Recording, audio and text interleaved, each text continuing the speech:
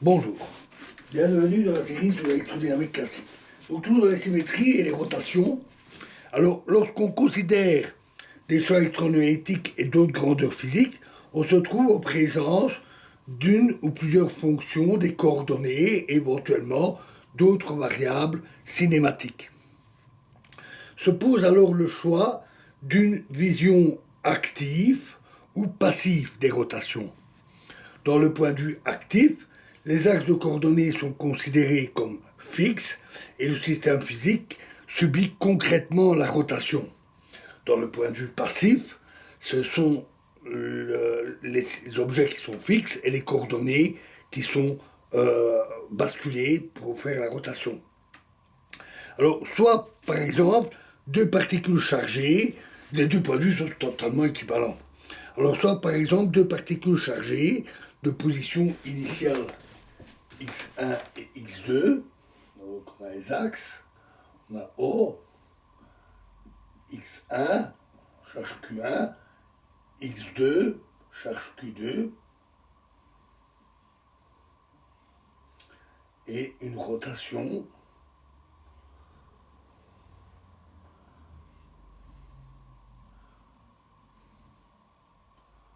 comme ceci. Donc on effectue un basculement et on obtient x'1 et x'2 et la distance r entre les deux.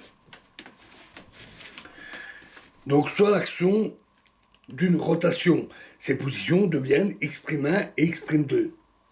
Les composantes de chacun des vecteurs positions se transforment selon la loi que nous avons vue. Mais le potentiel électrostatique du système reste inchangé. Il dépend en effet uniquement de la distance r qui est égale à x1 moins x2. Distance entre les deux particules. R carré est un produit scalaire invariant par rotation. Et comme il est positif, ben sa valeur est unique. D'une manière générale, si une grandeur physique phi, fonction des coordonnées,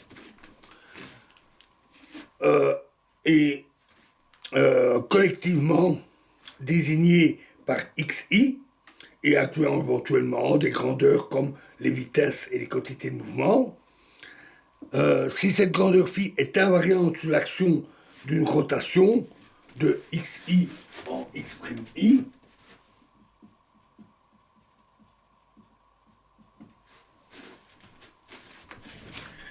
autrement dit, si phi' de x'i égale phi de xi, phi est alors une fonction scalaire. De même, si un ensemble de grandeurs physiques v alpha x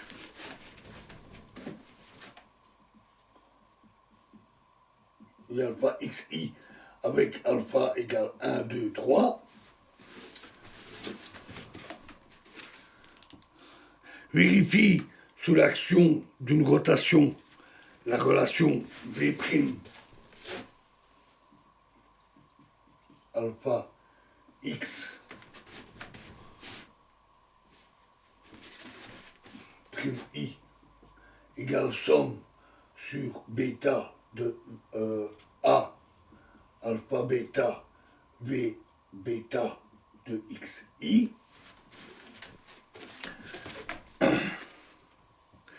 Les v alpha constituent alors les composantes d'un vecteur, et ainsi de suite pour les tenseurs de rang plus élevé. Sous l'action d'une rotation, les opérateurs différentiels vectoriels vérifient eux aussi des propriétés de transformation. Par exemple, le gradient d'un scalaire, nabla phi, se transforme comme un vecteur. La divergence d'un vecteur, nabla v,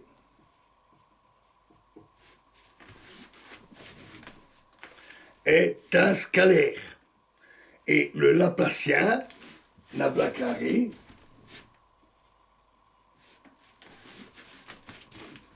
est un opérateur scalaire, dans le sens où, appliqué à une fonction, il laisse inchangées les propriétés de cette fonction relative aux rotations.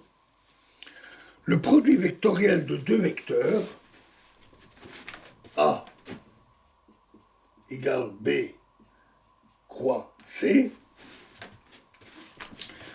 mérite une attention particulière. En composante, ce produit s'écrit A alpha égale somme sur B gamma, epsilon alpha bêta gamma, B bêta C gamma.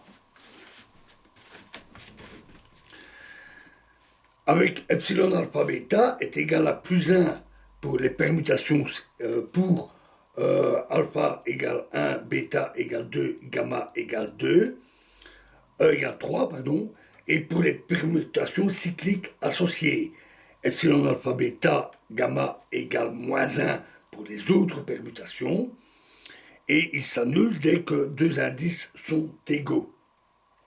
C'est le tenseur totalement antisymétrique de Lévi-Civita.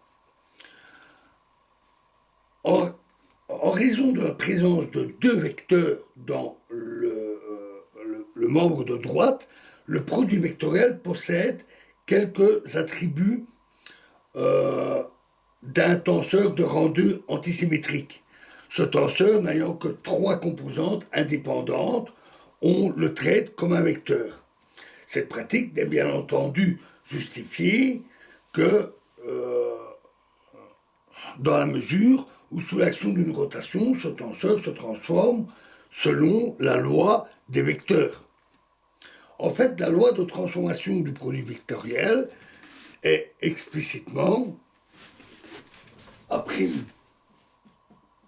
alpha est égal à déterminant de A fois somme sur bêta de A alpha bêta à bêta.